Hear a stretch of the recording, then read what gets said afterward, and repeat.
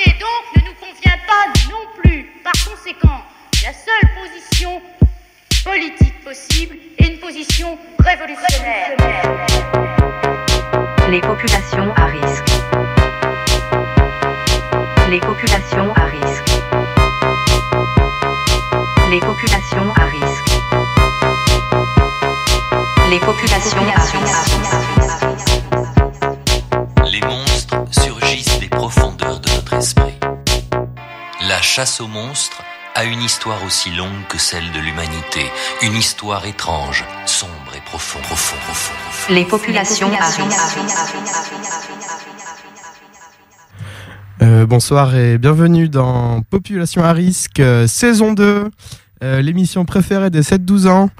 Et du coup, on est ravis, on s'est bien reposé pendant ces vacances, on a fait plein de choses agréables, on est allé à la mer, on est allé manger... Voilà, on a mangé des cornettos, on a fait plein de choses, on va tout vous raconter dans cette émission, toutes nos vacances. J'espère que vous en avez eu aussi. On a appris à des hétéros à sucer des glaces à l'eau. Voilà. Ah oui, ça c'était bien. Moi je suis Lolo Lumpen et j'ai mes amis, je vous laisse vous présenter. Bonsoir, moi c'est Josie Lacalache. Et je suis de retour. Bonsoir Josie. Bonsoir. Coucou, c'est Annal Winter. Moi, c'est Aiden. Et bonsoir, voilà. Aiden. Bonsoir Aiden. L'équipe est au complet. Voilà. Ouais, attends, tu fais distendre le vumètre, il est pas content quoi. Je vais baisser ton micro. J'avais oublié. Non, s'il te plaît. Hop. Je vais arrêter. Voilà. Du coup voilà, mais cet été il s'est passé plein de choses, on a raté plein de choses, on a raté Benalla, on a raté Nicolas Hulot, on a raté la canicule, on a raté tout ça, mais voilà, là on peut le dire, Gérard Collomb a démissionné aujourd'hui. Ah mais il a vraiment démissionné ouais. du coup? Ah ok, ouais. Je croyais que sa démission a été refusée par Macron et du coup il était un peu en mode non. Hier il a annoncé sa démission, ensuite Collomb a dit, Macron a dit qu'il refusait, il a redit si. Voilà. Et donc fantastique. Du coup on se demande qui va le remplacer, peut-être Darmanin, peut-être Hitler, je ne sais pas. Nous verrons ça dans les prochains jours. Manuel Valls s'il n'est pas élu à Michel Lomari. Le comeback. Bon. Excusez-moi, je suis un peu malade. Du coup, on va commencer. C'était Annal, t'avais prévu une discussion sur une série qu'on a regardée et dont on a beaucoup parlé. Ouais. Qu'est-ce que c'est? C'est Pause. Ouais. Mais il y avait une petite intro avant de parler de Pause. Ah oui? Ouais, mais parce que mais tu t'as fait quasiment mon intro, mais c'est pas grave. Ah oui, pardon. Je vais la refaire quand même. Merde, excuse-moi. Non mais t'inquiète. Non mais refais-la. Mais du coup, je me disais de quoi on pouvait parler. Parle bien dans le micro. Pardon. De quoi on pourrait parler? Ouais, parce que le micro tient pas trop. Attends. Ah oui. De quoi on pourrait parler à la rentrée et tout ça, et avec tout ce qui s'est passé. Donc la loi ORE est passée, Parcoursup c'est un désastre, tout part à volo, c'est la grosse merde. Il y a toujours des camps pour homo et pour trans en Tchétchénie. La manif pour tous est en train de se réveiller avec le projet de PMA pour les lesbiennes. Les personnes trans vivent toujours une vie précaire pour la plupart et très psychologisante et contraignante par l'administration française. Le sida existe toujours, des gens sont toujours contaminés, on en meurt encore, la prévention n'existe plus, les pratiques à risque redeviennent presque une mode. Voilà, c'est la fin de l'été et c'est le début d'un automne morne où tous les militants se tirent dans les pattes en mode « Je suis plus opprimé que toi, mon identité compte plus que la tienne ». Tout est déformé. Tout est déformé au miroir dans trop de réalité, comme le dit la poète. On a passé l'été en mode végétatif tous, cela fait un certain temps que les choses sont assourdies à Bordeaux. On n'évoque rien, on parle de rien, mais surtout on ne fait rien. On vit tranquillement en Macronie et dans son fascisme mou. On vit tranquillement dans son égoïsme et dans son même. Mais ce soir, on a convoqué les esprits les plus délicieux pour cette rentrée. Celui d'abord de Pierre Molinier. Pour se travestir, bordéliser Bordeaux, éjaculer sur les peintures du musée des Beaux-Arts et chier sur la place Péberlan autour de la statue de Chaban. Et enfin, celui de Willy Ninja, chorégraphe, PD afro-américain, grand prêtre du voguing, pour qu'on prenne soin les uns des autres, qu'on se tire vers le haut et qu'on foute en l'air toutes les normes mornes. Voilà, donc du coup, je vais parler de Pause. Ouais. Donc Pause, c'est une série en 8 épisodes, pour la première saison en tout cas, d'hommage au voguing, créé par le duo Ryan Murphy-Brad Falchuk. Alors Ryan Murphy, tout le monde le connaît, c'est celui qui a fait Glee, celui qui a fait Nip Tuck, celui qui a fait American Horror Story, American Crime Story, The Normal Heart aussi, sur les débuts de l'activisme à l'époque du sida. Et Brad Falchuk, il est connu là récemment parce qu'il vient de se marier le week-end dernier avec cette endive de Gwyneth Paltrow dans les Hamptons. Pause, c'est le plus grand casting d'actrices et d'acteurs trans de l'histoire de la télévision. Et on sent que ça fait la différence. C'est aussi une série qui a fait travailler les illustres pères et mères de la culture ballroom et la fantastique activiste trans qui s'appelle Janet Mock, qui a réalisé un épisode, qui en a écrit plusieurs et qui est également productrice de la série. Alors Pause, ça se passe à New York à la fin des années 80, en pleine épidémie du sida, dans les communautés queer et racisées. Ça aborde en parallèle la flamboyance et l'émergence de la ball culture, cette scène culturelle underground et queer, et l'émergence de la première ère de Trump. La seconde, c'est en ce moment. On suit donc Blanca, une des enfants de la flamboyante Electra, sa mother de la maison Abundance, qui va créer la sienne, la House of Evangelista, afin de concourir en concurrence avec Electra lors des balls. Elle prendra sous son aile un jeune PD mis à la rue par sa famille, un jeune dealer hétéro ouvert, et Angel, femme trans sublime qui tapine et qui tombe amoureuse d'un de ses clients, qui bosse à la Trump Tower. Et la série s'ouvre souvent sur ces mots du MC qui ouvrent aussi les catégories de concours des balls. And the category is... Alors, une catégorie, ça va être une catégorie de danse, de chorégraphie avec certaines parties du corps, ou de corps tout simplement, où on défile ou on danse, et on est jugé avec d'autres concurrents sur, je sais pas, la danse des mains, au niveau des mains, ou ça va être la catégorie femme pulpeuse, ou la catégorie butch queen, donc ça va être des mecs qui doivent surjouer l'hétérosexualité, la norme hétérosexuelle. Voilà. Donc ce qui est fascinant avec Pause, c'est que ça pose certaines questions au niveau de l'autonomie de nos communautés, puisque pour concourir dans des tenues fabuleuses, ces tenues sont volées, dans des musées notamment, que le spectre du sida hante les rapports amoureux et d'amitié entre tous les personnages, que le racisme, l'homophobie, l'objectivation et le rejet se trouvent tout au long de la route de chacun des personnages. Et ce qui est assez fantastique, c'est que ça alterne entre drame et comédie, et que c'est sincère, c'est vrai, et que ça se sent. Que certaines séquences sont baroques à souhait, et que ça nous donne plein d'idées.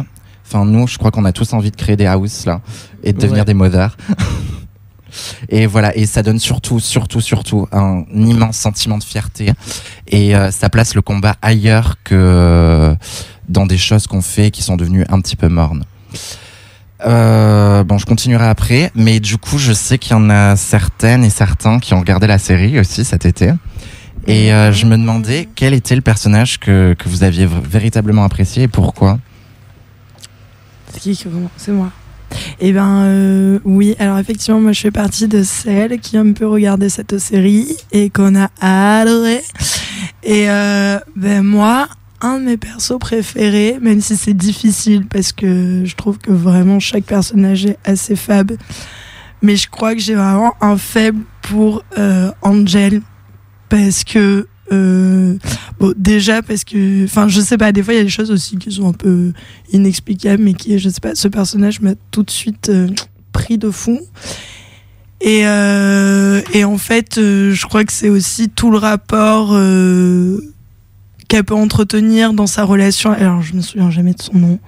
Non plus, je me rappelle pas du nom du personnage, mais à celui qui bosse chez Trump. Voilà. Quoi. Après, sans trop spoiler pour ceux qui l'auraient pas vu, je trouve que leur relation, elle sous-tend vraiment plein de questions, et dont, ça c'est des trucs dont on m'a parlé ensemble, mais par exemple, la question de l'objectivation, j'arrive jamais à le dire.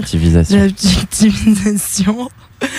Par exemple, cette question-là, et qui du coup est aussi amenée par le personnage d'Electra, etc. Et enfin, je trouve que tout ça c'est aussi assez bien décrit.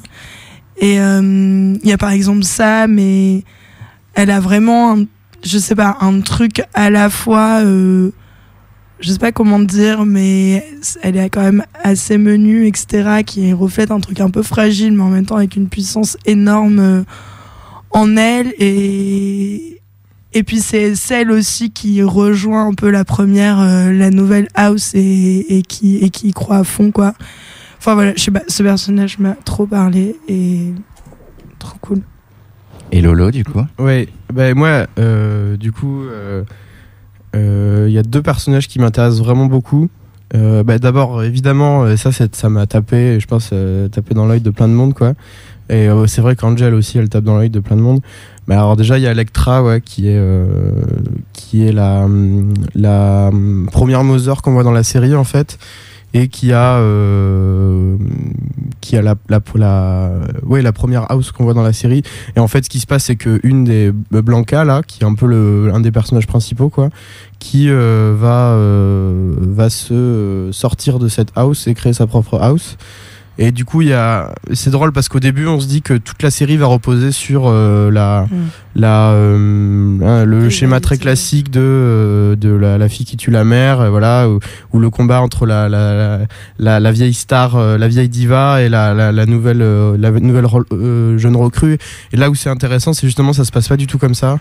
Et qu'on voit que en fait la solidarité prime, quoi, parce que sans en dire plus, mais Elektra, c'est un des personnages qui va le plus évoluer dans la série et dont l'évolution est hyper intéressante, quoi, parce qu'au début elle est vraiment méchante, elle est vraiment et à la fois elle est quand même hyper intéressante, et en fait elle est absolument fabuleuse, quoi. Enfin, elle est magnifique. Classe. Et on voit tout son cheminement pour faire sa transition complète, faire une vaginoplastie, et à quel point moi, un truc que je savais pas, mais toute l'économie sexuelle qu'il y avait autour des je sais pas bien comment le dire, mais du coup des personnes trans avec un sexe masculin, quoi, des meufs trans avec un sexe masculin, et il y a toute une économie comme ça, une fétichisation, fétichisation, et c'est un truc que j'ignorais complètement, et c'est vrai que c'est très bien montré dans la série, et à quel point il y a toute une économie énorme qui repose sur ça dans la prostitution, et que c'est pas du tout quelque chose qui est minoritaire, quoi. C'est pas du tout que les personnes trans qui se prostituent, c'est quand elles se prostituent, ça repose sur ça en général, quoi, souvent, quoi. Et du coup, ça c'est intéressant. Et justement, ce qui était bien aussi, c'est que la série, en fait, a pas fait peut-être le problème le truc qu'on aurait pu avoir, c'est qu'on montre que des gays, quoi, tu vois, et que des blancs. Et que des blancs. Et que là, les blancs, pour une fois, sont les personnages secondaires, voire tertiaires de la série. Ouais, en même temps, si on avait montré des blancs, ce serait vraiment de la réécriture de l'histoire, mais qu'on se concentre pas. Mais c'est marrant, parce que je me souviens, dans Paris is Burning, ils disent gay même quand ils sont transsexuels, quoi, tu vois, c'est. Et voilà, ouais, en fait, ça en creux, il y a quand même Paris is Burning qu'il faut voir, même, je pense, avant. En fait, tu vas dire tout ce que j'ai préparé. Ah merde, pardon. Excuse-moi. Et en fait, ouais, l'autre personnage qui m'intéresse beaucoup, et en discutant avec une amie, c'est vrai qu'il y a un truc là où la série elle est hyper intéressante aussi, c'est le personnage de on se souvient jamais, c'est Stan, c'est ça. Du coup, c'est le client de Angel, et donc c'est pour le coup, c'est un blanc, il vient de la classe moyenne plus, quoi, et il vit dans un truc pavillonnaire avec sa femme, et du coup il trouve un boulot dans la Trump Tower. Bon, ça c'est un peu grotesque, c'est ça qui est cool, enfin c'est assez caricatural, c'est cool, mais là où c'est intéressant, c'est que c'est vraiment ce personnage, c'est vraiment il est hyper mystérieux, quoi. C'est-à-dire en fait c'est le personnage qui représente l'extérieur du monde, quoi, l'extérieur du monde des bols, et en fait c'est le personnage qui représente quelles étaient les interactions que pouvaient avoir les gens qui étaient dans ce monde-là avec l'extérieur, avec les normes, et donc là ça passait par la prostitution, quoi. Et finalement ce personnage il est intéressant parce qu'il est c'est un personnage qui vit dans une normalité totale, et il a l'air complètement vide, quoi. C'est même pas, on peut même pas dire qu'il est dépressif ou qu'il en a marre des normes. C'est presque un personnage existentiel, quoi. C'est vraiment, il y a un truc hyper intéressant qui se passe parce que la scène où il y a une scène où il dit justement à Angel, parce qu'en fait il se passe beaucoup plus que de la simple prostitution, quoi. Clairement il en tombe amoureux et lui ça lui fait on se dit que ça lui fait des nœuds dans la tête, mais on sait pas trop, quoi. Vraiment, ce personnage est assez mystérieux. Et il y a la scène où il va dans un bol, et là vraiment il se prend un truc dans la gueule, quoi, qu'il comprend pas, et en fait on sait pas si on sait pas vraiment. J'ai l'impression que c'est plus compliqué que juste un personnage très normé qui est attiré par un truc anormal. C'est vraiment un espèce de vide existentiel énorme, quoi. C'est vraiment au-delà, quoi. Et en fait, le fait de rencontrer des gens comme ça qui à cause de leur devoir de survie, le fait d'avoir à survivre et qui essayent de magnifier ça le renvoie au fait à son propre vide existentiel. Et du coup, ouais, je le trouve hyper intéressant, ce personnage, parce qu'il pose un truc. C'est pas que justement, la série montre pas que l'univers des bols, quoi. C'est vraiment le milieu, mais aussi comment on sort du milieu, quoi. Quels sont les liens avec le reste du monde, quoi. Et du coup, ouais, je trouve que ce personnage est vraiment très très intéressant, quoi. Mais il le dit à Angel, d'ailleurs, à un moment, il lui dit que son monde à elle est vrai, ouais, et que lui il vit dans le faux. Oui, c'est ça. Tout ouais. le temps. C'est ça. Ça c'était presque grossier, quoi. Mais c'était presque, il soulignait presque ça reste Ryan Murphy. Oui, voilà, c'était grossier parce qu'il soulignait presque le concept qu'était ce personnage, justement de c'est vraiment intéressant, quoi. Voilà, ça fait vraiment personnage de je sais pas, de théâtre de l'absurde ou je sais pas quoi, qui sait pas ce qu'il fait, en fait, ouais, il y a même pas de psychologie. Le mec, il a aucune psychologie, en fait, on sait pas, et du coup, ouais, c'est un trou noir, quoi. Moi, ça m'a trop fasciné, quoi. Et qu'à côté, tu vois, il y a des personnalités fabuleuses, mais ça, c'est facile de les aimer, tu vois. Mais là, on est face à un trou noir, quoi, et du coup, c'est intéressant, quoi. Enfin, bon, voilà, c'est pour ça que je voulais en parler. Ouais, bah cool. Moi, je vais pas parler plus que ça du personnage que j'ai préféré, mais c'est le MC, en fait. C'est celui qui anime la soirée Ballroom, qui s'appelle Pretel. Et Pretel a quelque chose de... C'est un personnage qui est présenté comme extrêmement excentrique, extrêmement flamboyant. C'est lui qui fabrique les robes, les tenues. Il a toujours des tenues absolument incroyables. Il est expansif et en même temps extrêmement caustique avec tous les commentaires qu'il fait pour animer, et puis il anime ça hyper bien. Et en même temps, c'est quelqu'un qui est plein de faiblesses, qui est plus âgé que la plupart des personnages, et qui a vu nombre de ses amants mourir du sida. Et qui a un rapport à ça qui est très particulier, et un rapport à la mort et à la disparition, en fait, de toute cette culture qui voit arriver, en fait. Et oui, voilà. Et Pretel, c'est un peu cool. Après, sinon, ce serait pas une vraie présentation si on faisait pas quelques critiques. Alors, c'est pas moi qui ai fait les critiques, mais j'ai lu il y a quelque temps un article écrit par Didier Lestrade sur Slate qui parle de la série. Et où Lestrade expliquait que pour lui la série passait à côté de son sujet, et notamment pour 3 choses principales. La première qu'il montrait, c'était l'anachronisme des musiques, qui pour lui ne collait pas à celles qui étaient écoutées à l'époque, celles sur lesquelles il dansait à l'époque, et qui avait même certaines musiques qui étaient de la musique dite de blanc, qui n'étaient pas écoutées par ces communautés, en fait.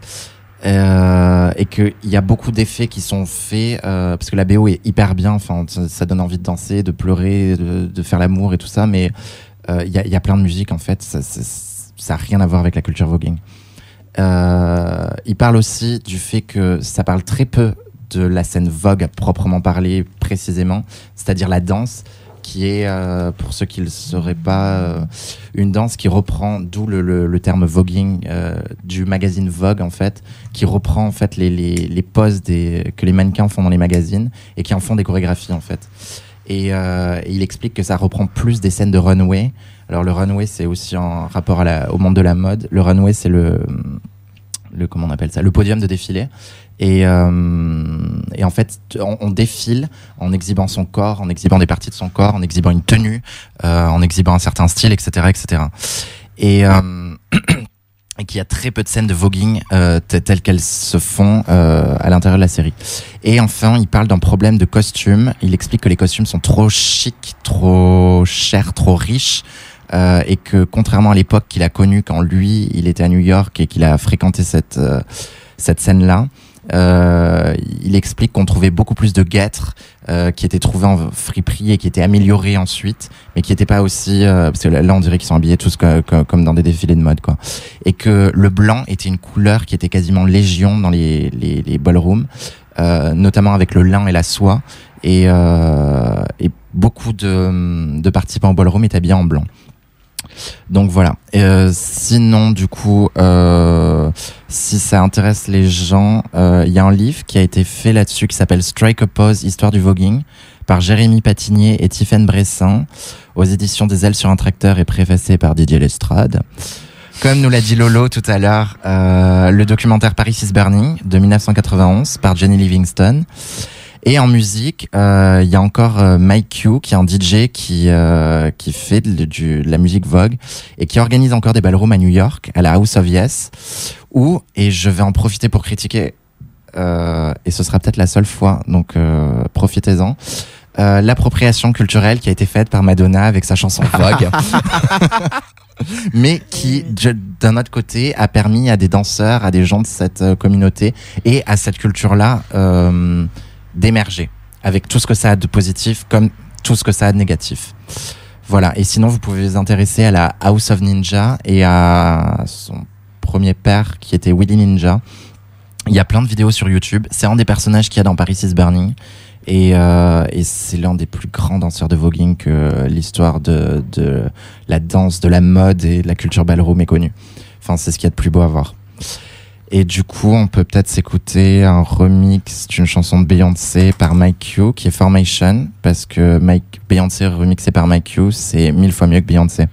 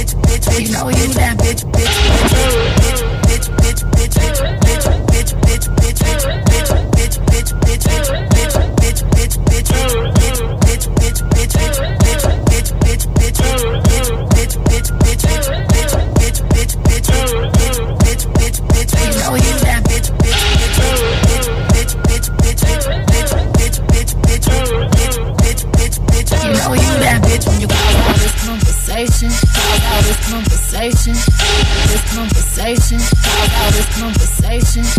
This conversation. How about this conversation? This conversation. How about this conversation?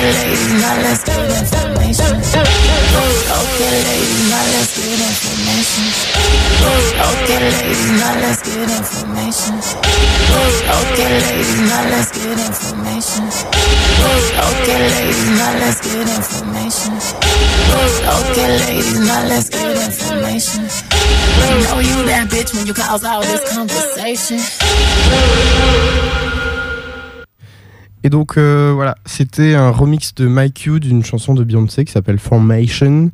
Et en fait c'est bien, c'est mieux que Beyoncé. Parce que Beyoncé c'est pas bien. Du coup, ça voilà. dépend.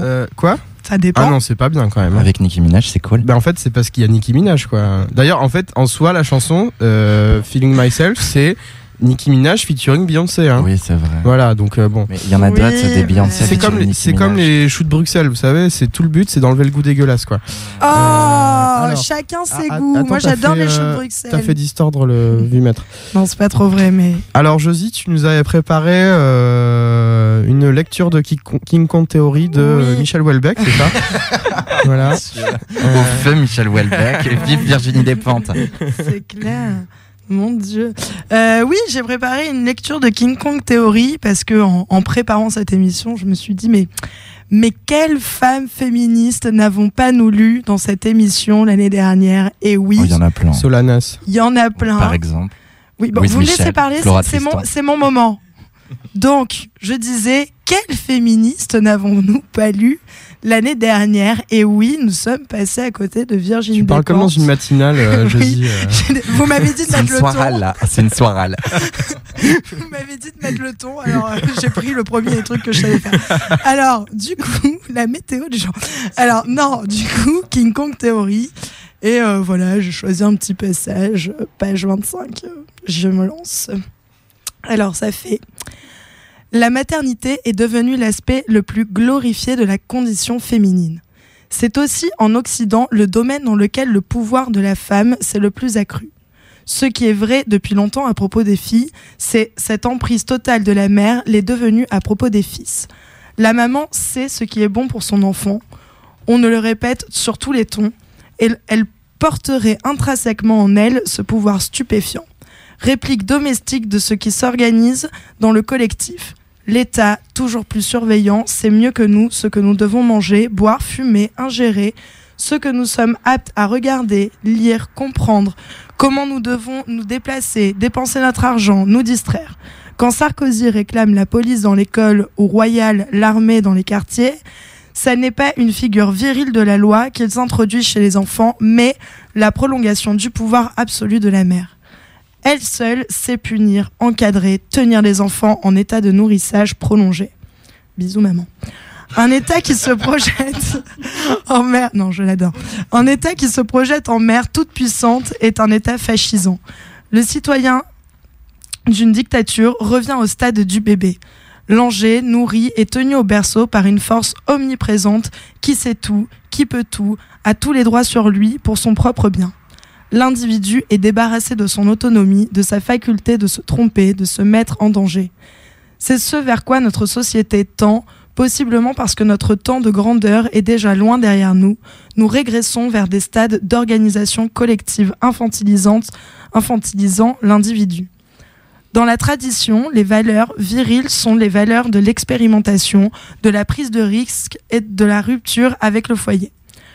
Quand de toutes parts la virilité des femmes est méprisée, entravée, désignée comme néfaste, les hommes auraient tort de se réjouir ou de se sentir protégés.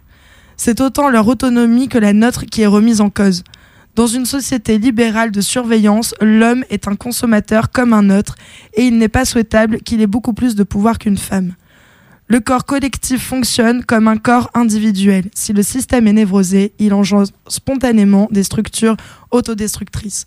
Quand l'inconscient collectif, à travers ces instruments de pouvoir que sont les médias et l'industrie de l'entertainment, survalorise la maternité, ce n'est ni par amour du féminin, ni par bienveillance globale. La mère investie de toutes les vertus, c'est le corps collectif qu'on prépare à la régression fasciste. Le pouvoir qu'un État malade octroie est forcément suspect. On entend aujourd'hui des hommes se lamenter de ce que l'émancipation féministe les dévirilise. Ils regrettent un état antérieur quand leur force prenait racine dans l'oppression féminine. Ils oublient que cet avantage politique qui leur était donné a toujours eu un coût. Le corps des femmes n'appartient aux hommes qu'en contrepartie de ce que les corps des hommes appartiennent à la production, en temps de paix, à l'État, en temps de guerre. La confiscation du corps des femmes se produit en même temps que la confiscation du corps des hommes. Il n'y a de gagnant dans cette affaire que quelques dirigeants. Le soldat le plus connu de la guerre en Irak est une femme.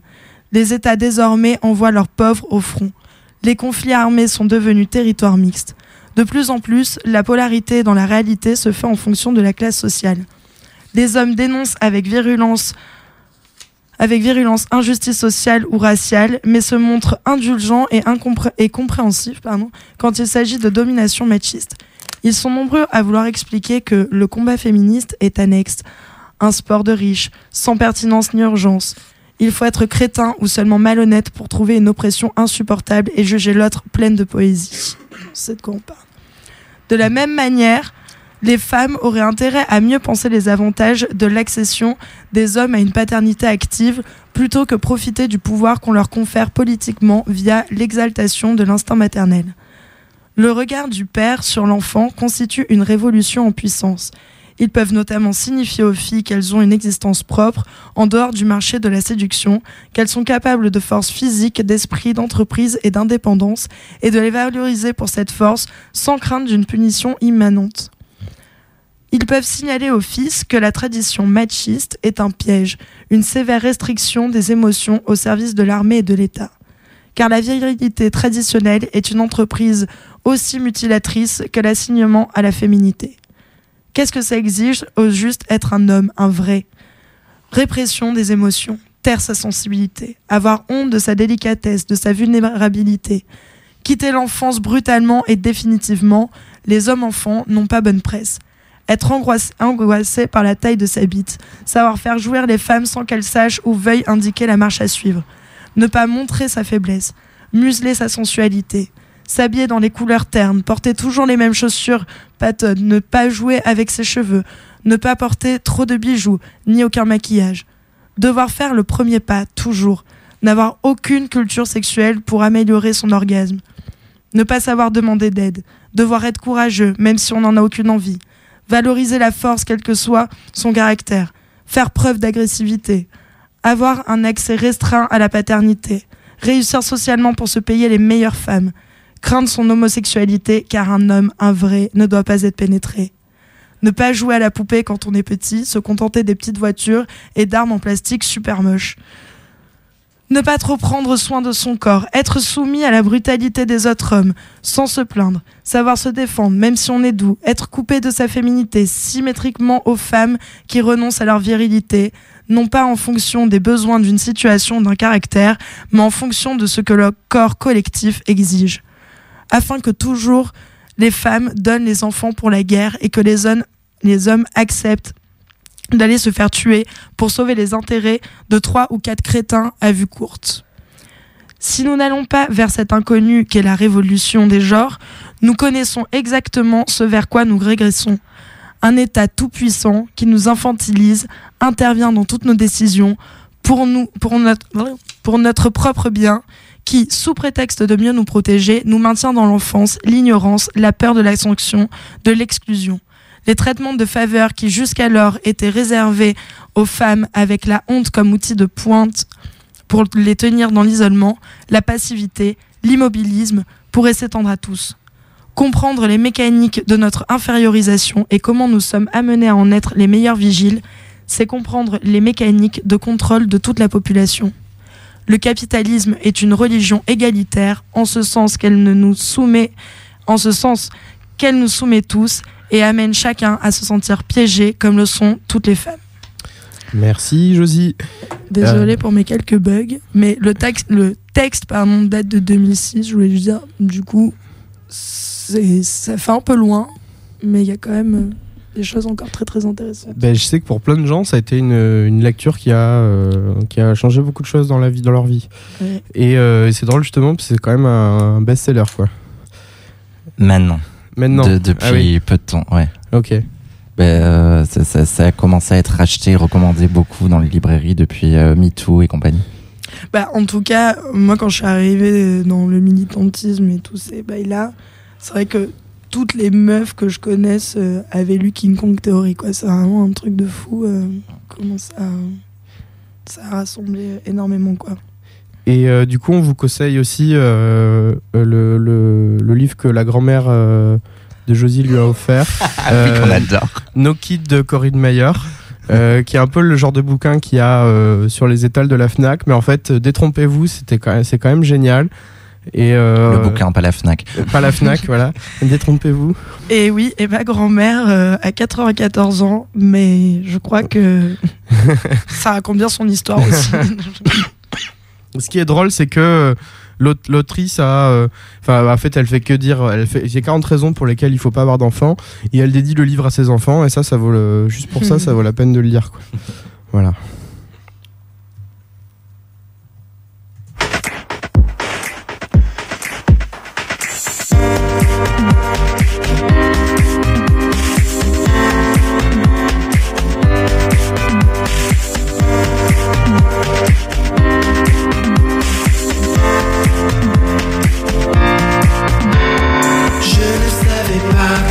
Tu m'aimais, en êtes-vous certain désormais?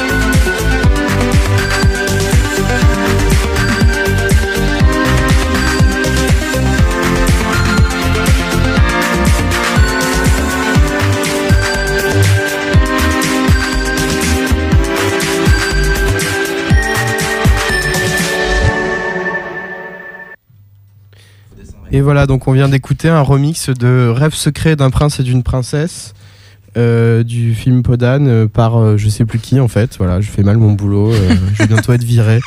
Mais bon, voilà. Moi je voulais vous maintenant c'est un peu la chronique littéraire. Comme à chaque fois. Voilà. Je voulais vous parler d'un livre qui m'a beaucoup touché, qui s'appelle Jour de pouvoir de Bruno Le Maire. Qui est un livre qui est sorti en 2013. En fait, avant même de vous parler du livre, j'aimerais vous raconter les circonstances dans lesquelles je l'ai trouvé. En fait, j'étais avec Anal, on sortait du Cégide, on venait de faire nos tests. Et nos tests VIH. Nos tests VIH. Et Trieste. Voilà, donc allez vous faire tester, c'est gratuit et anonyme au Cégide. C'est un peu chiant, mais bon, c'est gratuit. Et on peut draguer un peu. Et il y a des BG, il y a des BG. Même moi, je peux aller draguer. Ouais. Du coup, avant toute chose, j'aimerais juste vous lire le résumé. Et après, il y a deux extraits vraiment les meilleurs que j'aimerais vous lire. Voilà. Donc, pour vous présenter un peu le livre, voilà. Jour de pouvoir. C'est édité chez Gallimard d'ailleurs, à la NRF. Comme Proust. Comme Pasolini. Comme Pasolini. De 2010 à 2012, Bruno Le Maire est ministre de l'Agriculture dans le gouvernement de François Fillon. Jour après jour, il sillonne la France, rencontre un monde rural en crise, cherche des solutions. Il multiplie aussi les négociations européennes. Enfin, il parcourt la planète pour préparer le G20 agricole. Ces déplacements multiples lui donnent une vision nouvelle des rapports de force internationaux et de la place du pouvoir politique. À mesure que le scrutin de mai 2012 se rapproche, le portrait de Nicolas Sarkozy se fait plus intime, plus précis. Il révèle un homme inconnu du grand public, confronté aux contraintes de la réalité. Dans un contexte globalisé... Dans un contexte globalisé, que peut changer le président de la République ? Quel est son pouvoir ? Quelles sont ses marges de manœuvre ? Ce sont toutes ces vérités que Bruno Le Maire nous montre de manière saisissante. Son regard singulier nous fait découvrir un monde politique différent et neuf. Donc j'aimerais vous lire... En fait voilà, moi j'ai centré mes extraits vraiment sur les passages où on découvre les relations qu'avaient Nicolas Sarkozy et Bernadette Chirac. Qui vraiment nous montre un monde politique différent et neuf, quoi. Donc 2011, jeudi 28 avril. Vous croyez que c'est vraiment utile ces ceintures, Nicolas ? Ah, je vous assure que oui, Bernadette. Je vais vous dire, Bernadette, j'ai vu un de mes collaborateurs dans un petit avion comme celui-là. Il y a eu un trou d'air, il a été projeté au plafond. Projeté, d'un coup. Et il s'est fait mal ? Une minerve, Bernadette. Une minerve pendant 6 mois. Alors, dans ces conditions, Bernadette Chirac laisse le président ajuster... Ça, c'est Bruno Le Maire qui parle. Bernadette Chirac laisse le président ajuster sa ceinture au-dessus de son tailleur en laine avec une prévenance infinie. D'un autre côté, c'est pas la peine non plus de la serrer comme un saucisson. Ce qui compte, c'est qu'elle soit attachée. Assis en face, Nathalie Kosciusko-Morizet et moi les écoutons discuter. Vous êtes bien installée, Bernadette ? Bon, alors ça va. Il se tait. Une hôtesse vient installer la nappe et les couverts pour le petit déjeuner. Nathalie croise ses jambes. Tu as mis tes bottes Hermès, Nathalie ? Elles sont magnifiques. Hermès, c'est cher, mais c'est magnifique. Il se tourne vers sa voisine. Mais vous, Bernadette, vous êtes un peu gestionnaire d'Hermès, non ? Comment ça, Nicolas ? Maintenant que Bernard Arnault a racheté une part d'Hermès, vous êtes bien au conseil de LVMH. Donc vous êtes un peu gestionnaire d'Hermès. Vraiment un tout petit peu. Allons, Bernadette, vous faites partie des ticounes de la finance. Maintenant, des ticounes de la finance. Les lèvres fines de Bernadette Chirac esquissent un sourire. Elle hoche la tête à plusieurs reprises, comme pour dire « Alors, vous vraiment, Alors ?» Il continue sur le même ton un peu ironique, un peu charmeur. « En tout cas, Hermès, c'est une belle maison, mais qu'est-ce que c'est cher, c'est hors de prix. Le Kelly de base, pas le Kelly en croco, Le Kelly de base, il est quand même à 5 000 €. 5 000 €. Je l'ai dit l'autre jour à la famille.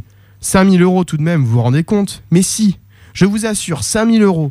Écoutez, je suis pas un plouc, je connais. » Un livre de poche est posé devant lui.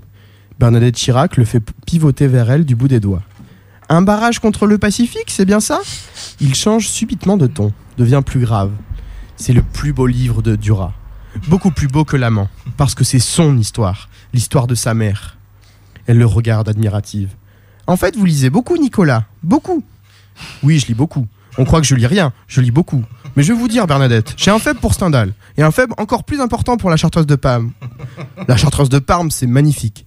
Fabrice Del Dongo est un imbécile, un fat. Mais la Chartreuse de Parme est une merveille. Ce regard se durcit. Les cuistres me reprochent de pas aimer la princesse de Clèves. La princesse de Clèves, je l'ai lu 3 fois. J'y peux rien si c'est ennuyeux à mourir. Tandis que Stendhal, je me régale. Vous avez bien raison, Nicolas. Bernadette Chirac rajuste son cardigan sur sa poitrine. Le président continue. Il y a aussi Flaubert, l'éducation sentimentale. Pour moi, c'est une merveille. Il y a une description de forêt dans l'éducation sentimentale. Une merveille. Tous les détails. La mousse, le lichen, l'écorce, les feuilles. Vous savez qu'il a passé 1 mois dans la forêt pour avoir une description juste. 1 mois. Flaubert, c'était un obsessionnel. Comme moi. Mais à un certain niveau, on réussit que comme ça. Il faut être obsessionnel. Le FX70 se pose sur la piste de Brive. Une bande de goudron lisse comme un lac, neuve, coupée en 2 dans le sens de la longueur par 2 bandes parallèles de peinture blanche. On sent bien la poésie de Bruno Le Maire. Un hélicoptère... Il a trop lu Balzac, il se prend pour Balzac. Voilà. Un hélicoptère nous emmène ensuite à Égletons. Premier arrêt devant des forestiers qui mettent en marche devant le président et Bernadette Chirac une machine à débiter des sapins. Pardon. En 1 minute, la machine avale un tronc, les feuilles, le débite dans un bruit effrayant et le recrache en petites bûches qui tombent mollement dans la sciure. Impressionnant, Bernadette, hein ? Impressionnant, Nicolas. Deuxième arrêt dans une cabane forestière où une collation nous est servie. Nathalie et moi restons en arrière. Les photographes mitraillent Nicolas Sarkozy et Bernadette Chirac qui plantent ensemble une jeune pousse de sapin. Troisième arrêt dans une entreprise de bois. François Hollande accueille sur ses terres ses 2 invités de marque. Il les suit dans la visite, un peu en retrait, et se tient debout face au président quand il prend la parole devant les ouvriers sur fond de planches en bois. Important, hein, sur fond de planches en bois. Le président empoigne le micro. Il sourit. Il vante les réussites de son gouvernement, insiste sur la défiscalisation des heures supplémentaires. Et il y en a combien des heures sup chez vous, hein ? Combien ? Et ça rapporte combien aux ouvriers ? 1500 ? 2000 ? 2000 euros par an ? Eh ben c'est pas si mal, ça fait du carburant pour l'économie. Il se tourne vers les uns, les autres, assure le spectacle, devant un François Hollande qui ne bronche pas. Un de ses adversaires les plus dangereux pour la présidentielle semble ici, en Corrèze, presque diminué par la différence des fonctions, qui ne suffit pas à combler la possibilité de sa victoire. Le pouvoir a un éclat immédiat, qui aveugle sur la suite. On ne pense pas que le puissant pourrait être le faible, et le faible le puissant. On ne voit que la puissance tout court, et son incarnation. La plupart des erreurs historiques tiennent à ce défaut de perspective. On croit la perspective fermée et invariable. Elle est ouverte et elle change. Dans le super Puma de retour, Bernadette Chirac remet sa mèche en place, retire ses lunettes fumées qui mangent la moitié de son visage. Chanel encore. Je pense. Pousse un long soupir. Ah, Nicolas, vous avez été formidable, vraiment formidable. Vous ne trouvez pas qu'il a été formidable ? Et cette mémoire, vous avez une mémoire stupéfiante, hein ? Vous vous souvenez du prénom de chacun ? Oh, Bernadette, vous êtes trop gentille. Depuis combien de temps on se connaît, Bernadette ? 35 ans ? 38 ans ? Ça commence à faire un bout. Eh bien, Bernadette, elle m'a toujours soutenu. Toujours. Et je continuerai, Nicolas, vous le savez. Vous savez que vous pouvez compter sur moi. Vous me demanderez, je le ferai. Je ferai mon travail de petite fourmi.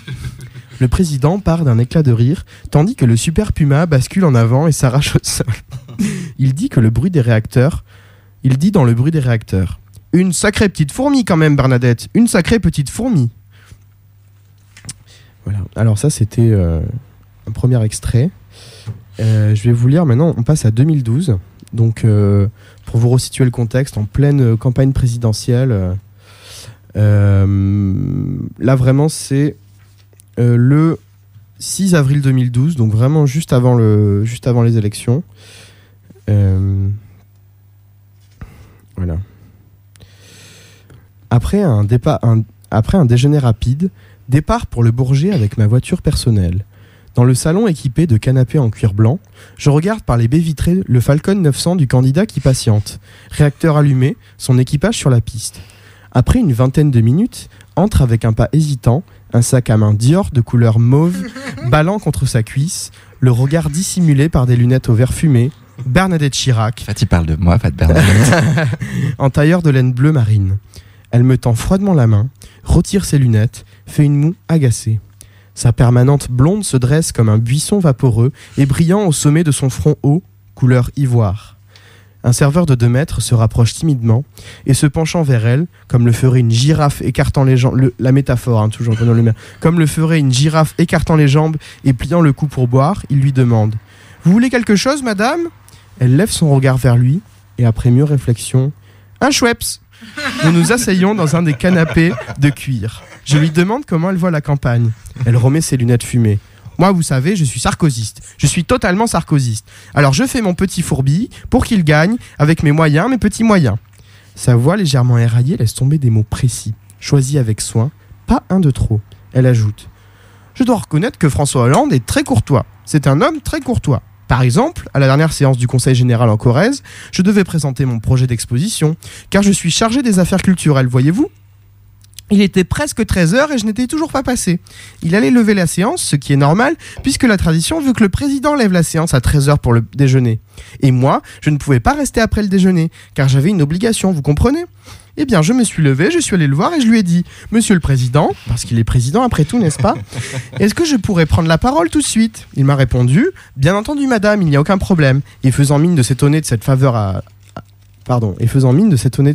son endroit, elle répète « Donc, il est très courtois. » Elle toussote un peu. « Bon, j'ai dit qu'il n'avait pas la carrure. Qu'est-ce que je n'avais pas dit ? Tout le monde m'est tombé dessus, même chez moi. Mais c'est vrai tout de même, il faut de la carrure pour être président. Je l'ai vu avec Jacques. Ce poids, cette charge. » Elle part dans une sorte de rêverie, tourne son regard vers la baie vitrée. « C'est cet avion que nous prenons ? Nous sommes très en avance, n'est-ce pas ? Très. » La double porte s'ouvre sur Nathalie Kosciusko-Morizet, en léger blouson de cuir, pantalon de toile noire et chaussée de ballerine. Elle embrasse Bernadette Chirac. « Vous êtes en pantalon, Nathalie ? Vous avez raison, hein ? On est beaucoup mieux en pantalon, hein ? Nous nous taisons. Je feuillette une des revues de luxe posée sur la table basse en marbre veiné qui vante les mérites d'un nouveau Falcon, son autonomie, sa modularité. Proust, hein ? Encore et toujours. Bernadette Chirac pose ses lunettes. Ils sont très en retard ou c'est nous qui sommes en avance ? C'est nous, c'est ça ? Moi, j'ai toujours peur d'arriver en retard, hein, surtout dans ces circonstances. Vous voyez, on part dans l'après-midi, et bien moi, j'y pense depuis 8 heures. 10 minutes plus tard, un officier de sécurité nous invite à rejoindre l'avion. Nous nous dirigeons vers la piste, Bernadette Chirac trottinant devant, Nathalie derrière, qui pianote sur un de ses 2 portables. L'échelle de coupé a été dépliée et un petit tapis rouge déroulé au pied. Le commandant nous salue. « Il arrive le président ? » « Dans quelques minutes, madame. » Elle se tourne vers moi. Parce que je vais vous dire, moi, je suis intimidé. Hein. Vous allez trouver cela ridicule, mais je suis intimidé. C'est le président de la République, tout de même. Vous me direz que j'ai vécu avec le président de la République. C'est vrai, mais je suis toujours intimidé. L'Élysée, ça ne m'intimide pas du tout, mais le président, oui. On entend les jappements des sirènes de police, le ronflement des motos, et la Velsatis bleu nuit dépose le président au pied du grillage qui sépare le bâtiment d'accueil de la piste. Il marche rapidement, une écharpe nouée autour du cou, sa veste sur le bras. Il serre la main des pompiers, fait un signe aux agents de piste et s'avance les bras ouverts vers Bernadette Chirac. « Bernadette, c'est vraiment, c'est gentil de venir avec nous. C'est vous qui êtes gentil de m'emmener, Nicolas. Vous savez, Bernadette, vous me faites très plaisir en venant avec moi. Oh, Nicolas, je vous soutiens encore autant que je peux. Vous savez, il faut que vous restiez président, parce que président, tout de même, il faut des épaules solides, hein, très solides. Hein. » On embarque. On s'installe dans le carré. Le Falcon 900 décolle brutalement, faisant glisser les livres que le président a posés sur la tablette en bois verni. Vous savez, Bernadette, hein, j'emporte toujours trop de livres. Hein. C'est la peur de manquer. Hein. Quand je pars comme ça, j'ai peur de manquer de lecture. Donc j'emporte 3 fois trop de livres. Je vais vous dire, Nicolas, je suis exactement pareil. L'avion s'est stabilisé. Il file silencieusement vers la Normandie. Une hôtesse s'approche de nous. « Que voulez-vous boire, madame ?» Enfoncée dans son fauteuil, Bernadette Chirac fixe l'hôtesse. Elle prend le temps de la réflexion, puis lâche. Un Schweppes. On se tait. On boit chacun son verre. Le président se penche vers sa voisine. Bernadette, vous m'avez toujours soutenue, toujours. C'est une longue histoire entre nous. Très longue. Vous vous souvenez de nos rendez-vous ? Ah, nos rendez-vous secrets, Bernadette. On se voyait avant le Conseil des ministres. Et oui, ensuite nous avons changé d'endroit parce que l'Élysée, vous comprenez, c'est une maison de verre. Tout est transparent, tout se sait. Elle sirote son Schweppes. Le président avale un café. Et vous partez un peu, Bernadette, pour Pâques ? À Tourdain. Nous allons à Touroudin. 1 semaine avec Jacques. Vous aimez le Maroc, Nicolas ? Si j'aime le Maroc, j'aime pas le Maroc. J'adore le Maroc. J'adore tout du Maroc. Les odeurs, les couleurs, l'air, la chaleur. J'aime tout. Il plisse les yeux. Au Maroc, tout est doux. J'aime ce qui est doux. Le vol se poursuit. On parle de tout sauf de politique. Après une trentaine de minutes, l'hôtesse vient nous avertir que l'atterrissage est proche et nous demande d'attacher nos ceintures. Le président se penche sur Bernadette Chirac. Excusez-moi. Ça, c'est la version rêvée. C'est la version lacanienne. Ouais, c'est ça. Laissez Bernadette. Laissez. Vous ne savez pas faire. Et moi, j'aime bien m'occuper de tout. Je sais pas ne pas m'occuper des choses. C'est un défaut. Je sais pas. Et pour finir, j'aimerais vous lire la dernière phrase du livre de Bruno Le Maire qui conclut son livre. Donc vraiment, c'est important. T'as dit combien de pages il faisait le livre ? Il fait 427 pages de poésie. Voilà. Gros format. Voilà. GNRF. Donc vendredi 11 mai, donc ça c'est après c'est vraiment intéressant de voir ce qui se passe après l'élection de François Hollande du point de vue de Bruno Le Maire. Donc vendredi 11 mai 2012, Évreux. Ginette a acheté des petits fours et tient à ce que je me serve. Dans son appartement du quartier de la Filandière, à Évreux, elle accumule avec son mari Gilbert les souvenirs de campagne électorale. Les photos de Jean-Louis Debré, de Jacques Chirac, une reproduction d'un tableau du général de Gaulle en uniforme de Saint-Cyr. La petite dizaine de personnes qu'elle a invitées pour cette réunion de préparation de législatives se pressent dans son salon. Ginette me les présente en lissant sa jupe. Après, elle me tend à nouveau le plateau des petits fours et insiste. « Allez, Justin, il faut prendre des forces !» Et voilà, c'est fini. Alors, moi, ça m'a évoqué plein de choses, cette lecture. Au premier titre desquels, quand même, j'aimerais trop, après Uma Thurman, après Penelope Cruz et après Nicole Kidman, que Bernadette Chirac fasse une pub pour Schweppes. Ah, ça serait bien, quoi. Et je me rappelle de cette petite phrase prononcée en 2013. Rendez-vous compte, dans ma famille, ils ont tous voté Hollande, sauf Jacques, mais il ne le sait pas. Allez hop, un peu de musique. Bitch, I'm on top now, where your funds at? Click, click, pal, where your guns at? Show ya really how to do it, bitch, bump that. I'm the queen of the shit, bitch, fuck that. Bitch, I'm on top now, where your funds at? Click, click, pal, where your guns at? Show ya really how to do it, bitch, bump that. I'm the queen of the shit, bitch, fuck that. Bitch, I'm on top now, where your funds at? Click, click, pal, where your guns at? Show ya really how to do it, bitch, bump that. I'm the queen of the shit, bitch, fuck that. Bitch, I'm on top now, where your funds at? Click, click, pal, where your guns at? Show ya really how to do it, bitch, bump that. I'm the queen of the shit, bitch, fuck that. BX boy to the grade. Been the slums, now I'm here for the rage. Black girl, bitch, you never turn the page. I'm a fucking beast, better keep me in the cage. You's a bum bitch, fuck a nigga just to make chips. I'm a rock star, wanna pick, wanna talk slick. Send to the pin, call a bic. Leave her with a patch on her eye like she rich. Where your funds at? Click, click, pal, where your guns at? Show ya really how to do it, bitch, bump that. I'm the queen of the shit, bitch, fuck that. Bitch, I'm on top now, where your funds at? Click, click, pal, where your guns at? Show ya really how to do it, bitch, bump that. I'm the queen of the shit, bitch, fuck that. Out in London with my London guy, looking hella fancy in my London ride, eating tasty crazy, you know what's good. Quay dash a problem, you know I'm hood. I don't need no friends, I don't need no man, but I love them haters cause they on my fans. Wanna autograph or you wanna follow? Got a heavy flow that these hoes could swallow. You don't want no beef, better keep it cute, cause Quay dash taking all your loot. It's a fucking promise, it's a fucking deal. I don't give no fuck cause they know I'm real. I don't give no fuck cause they know I'm real. I don't give no fuck cause they know I'm real. I don't give no fuck cause they know I'm real. Cause they know I'm real. Cause they know I'm bitch, I'm on time now. Where your funds at? Click, click, pal, where your guns at? Show ya really how to do it, bitch, bump that. I'm the queen of the shit, bitch, fuck that. Bitch, I'm on top now. Where your funds at? Click, click, pal, where your guns at? Show ya really how to do it, bitch, bump that. I'm the queen of the shit, bitch, fuck that. To the grave.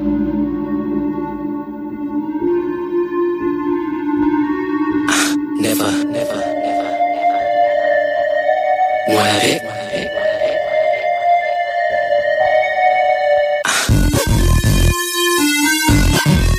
To the grave.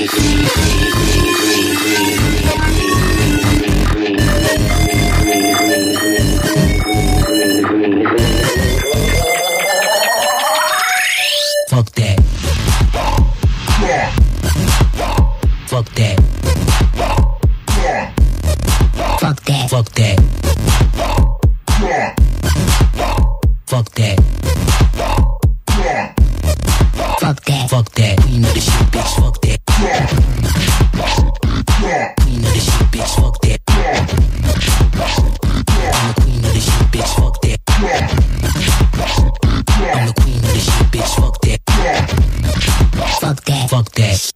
Riri, on t'aime. Non, c'est pas du tout Rihanna qu'on vient d'écouter. Non, c'était Quaidash, Queen of This Shit, et c'est produit par la plus grande, par Sophie. Voilà. Je t'aime, Sophie. Voilà. Viens en concert à Bordeaux. Ouais, viens en concert. Viens t'installer à Bordeaux. Parce que va pas à Lisbonne. Du coup, là, c'est en fait à la dernière émission. C'est la séquence dernière émission. Voilà, pardon. Il a failli encore piquer une intro. Donc, c'est la séquence dernière émission. Oui, parce qu'à la dernière émission, vu qu'on a duré quand même très très tard, il y a tout un pan d'émissions que vous avez loupé. Et comme on sait que vous nous adorez tellement et que vous avez été tellement déçus, on fait une petite séquence rattrapage où on vous refait en live les meilleurs moments de l'émission. Alors, on n'est peut-être pas dans les conditions... Les meilleurs moments qui n'ont pas été enregistrés. Oui. On n'est peut-être pas dans les conditions de la dernière émission. Peut-être... Bon, voilà, je vous laisse imaginer. Donc, dans la dernière émission... Josia sniffait du popper, c'est bon de vous dire ce qu'elle va vous dire. Chut, on avait dit qu'on ne le disait pas. Alors, dans la dernière émission, vous avez loupé la fameuse lettre d'apostasie d'Annelle Winter. Et oui, elle s'est faite apostasier. C'est quoi une apostasie ? Eh bien, qu'est-ce qu'une apostasie ? Alors, Annelle Winter. Qu'est-ce qu'une apostasie ? Alors, une apostasie, c'est quand on refuse son baptême. C'est-à-dire qu'on envoie une lettre à l'évêché dont dépend l'église où on a été baptisé pour leur dire qu'on veut refuser son baptême et on devient de facto un hérétique, un apostasié et je ne sais plus trop quoi. Enfin, c'est écrit dans la lettre de toute façon. Et c'est un truc qui s'est beaucoup fait après la manif pour tous, quand il y a eu le vote sur la loi sur le mariage, et qui s'est fait récemment en Argentine par principalement des femmes, puisque l'influence de l'Église catholique là-bas est connue, et que la loi sur l'avortement n'est pas passée en grande partie à cause de cette influence. Du coup, il y a un nombre incalculable de gens là-bas qui se sont fait apostasier. Voilà. Du coup, Annelle Winter a fait la sienne, mais c'était oulala, il y a au moins. J'ai le même âge qu'Amanda Lear, en fait. Comme on ne sait pas J'ai autant de dates de naissance qu'elle. Bon, je me lance. Alors, du coup, ça fait. Monsieur l'évêque, ayant reçu mon baptême en l'église de Bip, le Bip, sous le nom d'Annelle Winter, je vous fais part par la présente de mon intention de ne plus apparaître dans vos registres, et ce, pour plusieurs raisons. 2 points. Premièrement, parce que le baptême m'a été imposé sans mon consentement, ce qui va à l'encontre de la liberté de choisir soi-même sa religion, voire ne pas en choisir du tout. Mais la raison principale de ce choix, c'est l'attitude de l'Église dans ses paroles et dans ses actes concernant l'altérité et la liberté. La position qu'elle a, presque systématiquement, de faire obstacle aux deux. Je souhaite en effet plus faire partie d'une institution qui a encore une vision patriarcale de la société où la femme n'est pas l'égale de l'homme. Je refuse à cautionner le traitement qu'il est fait aux personnes homosexuelles, bisexuelles ou transgenres. Étant concernée directement par la question, puisque oui, j'aime forniquer avec des hommes, des femmes et divers animaux, je me marierai jamais, j'adore la sodomie et il m'arrive de me travestir. Ça commence bien. Le fanatisme me rend folle. Les discours violents et nauséabonds de votre institution et le soutien financier et logistique aux franges les plus conservatrices, traditionnalistes et fascistes de notre société, aujourd'hui avec la manif pour tous, comme hier et tout au long de l'histoire. Alors, excusez-moi, j'ai du mal à baisser, même s'il faut que je le fasse avec 2 doigts. Avec 2 doigts. 2 doigts. Alors attendez, je reprends. C'est moi. Nananana. Alors que l'argent et l'énergie auraient pu servir des causes plus nobles, ne pensez-vous pas ? Me font vomir. De même, j'exècre le discours de l'Église concernant le port du préservatif qui contribue à la propagation d'IST, au sommet desquels le VIH qui tue encore 2 millions de personnes dans le monde chaque année.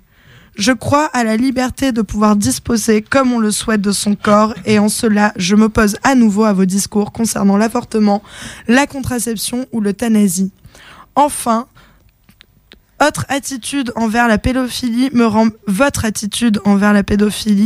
rend malade au vu du nombre certain de prêtres, d'évêques et autres titres défroqués qui violent les enfants dans les sacristies.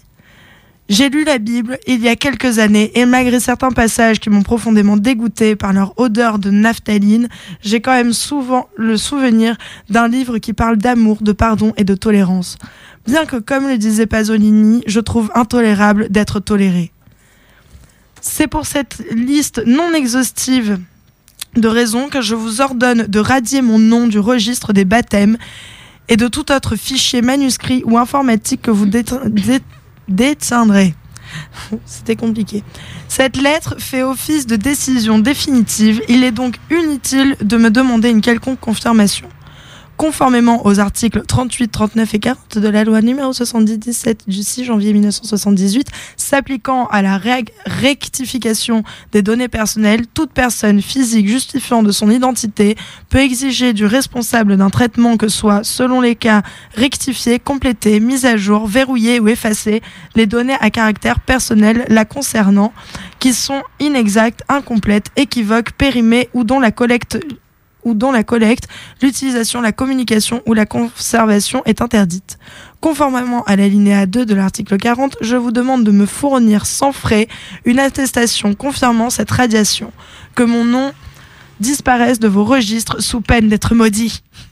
En cas de non-réception de mon attestation de radiation, je serai dans la joie de saisir la CNIL, voire d'engager toute procédure judiciaire nécessaire pour obtenir le respect de ma volonté présentement exprimée.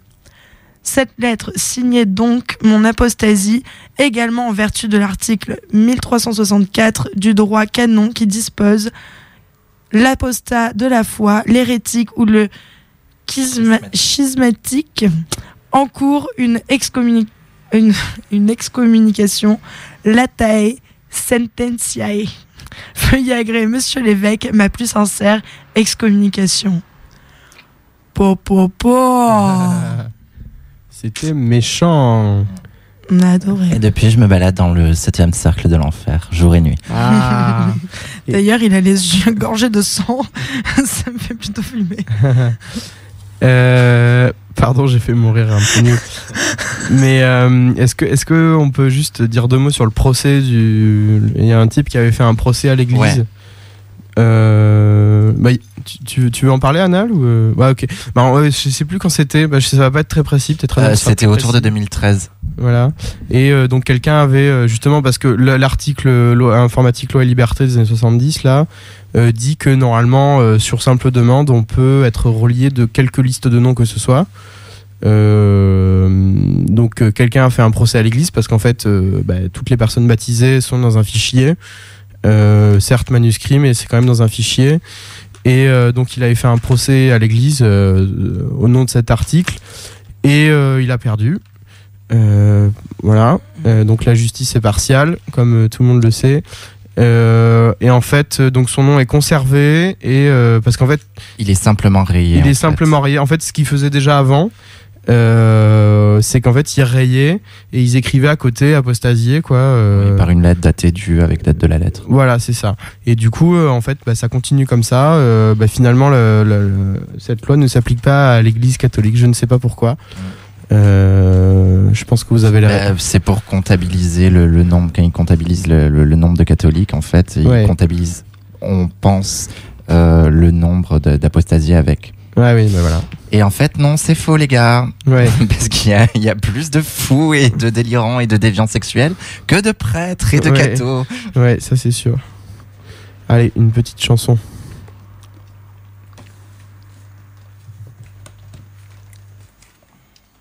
Avec sa pelle à feu, il a fendu le crâne en deux, à cause de la douane. Dans son petit fourneau, il a grillé la couane, devant Capistrano, sur la mer Océan. Les filles de Bordeaux qui s'en vont sur la vague feraient bien mieux de dormir à l'eau.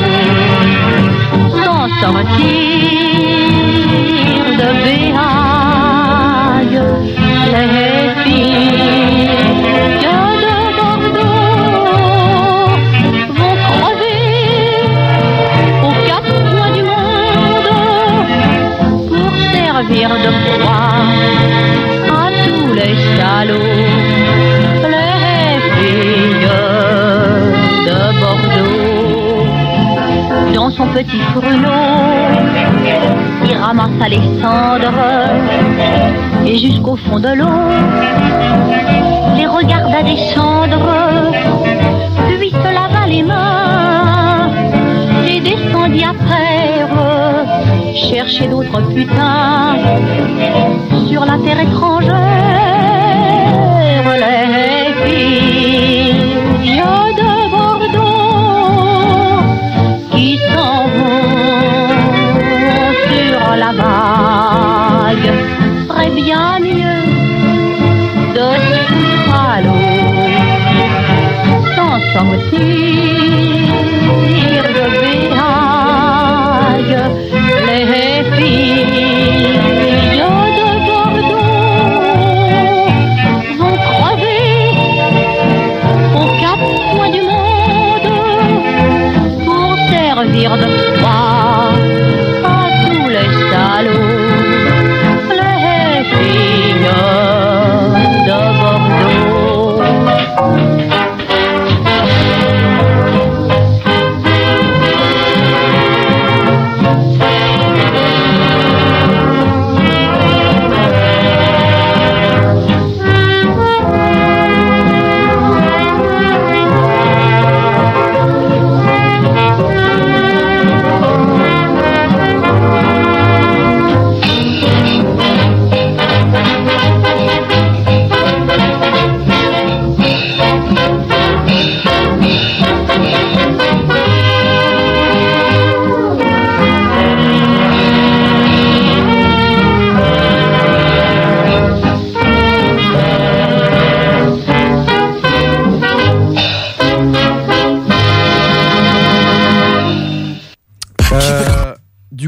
On vient de s'écouter Les Filles de Bordeaux, qui a été une recommandation de notre goddess à nous, Hélène Azera. On t'embrasse, Hélène. Oui, baiser, Hélène. Baiser. Et du coup, là, ouais, c'est toi, Anal, tu voulais faire alors, je sais pas ce que ça va être. Oui, une dédicace. Une dédicace, voilà. Ouais.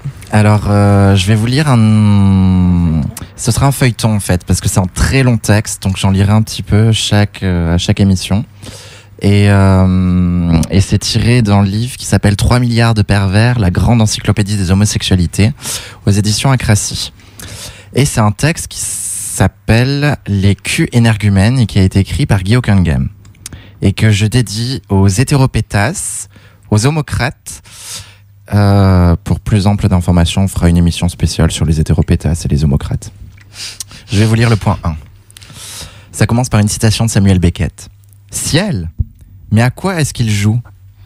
Non, mais c'est de la véritable pure ordure. Commençons par admettre que tout ce qui suit s'adresse uniquement aux individus avec lesquels il y a obstacle à ce que je fasse l'amour. Pour les autres que cela, la festivité des corps réduit la parole à n'être plus que la servante des corps. Cette précision n'est pas inutile. On ne parle du sexe qu'avec ceux en face de qui on répugne à lui faire à sa place ou qui prétendent pareillement n'avoir de désir à votre égard.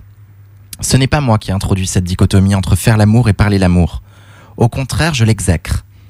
Puis-je me permettre de dire que le jour où le désir aura incorporé le non-désir, ou le soi-disant non-désir, la révolution n'aura plus d'objet ?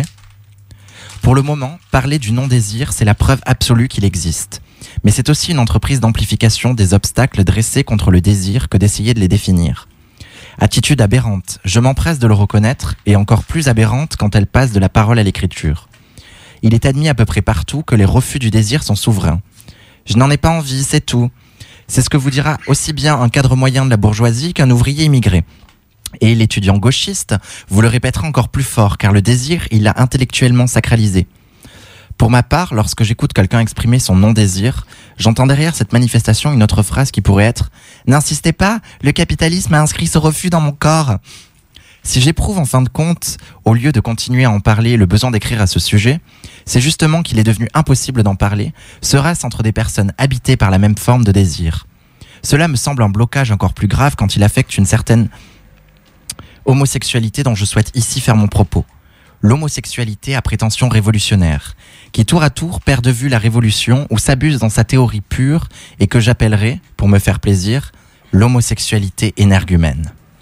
Je partirai de 2 anecdotes récentes dont j'ai été l'un des acteurs parce que ce sont elles qui ont déclenché en moi ce passage de l'explication écrite.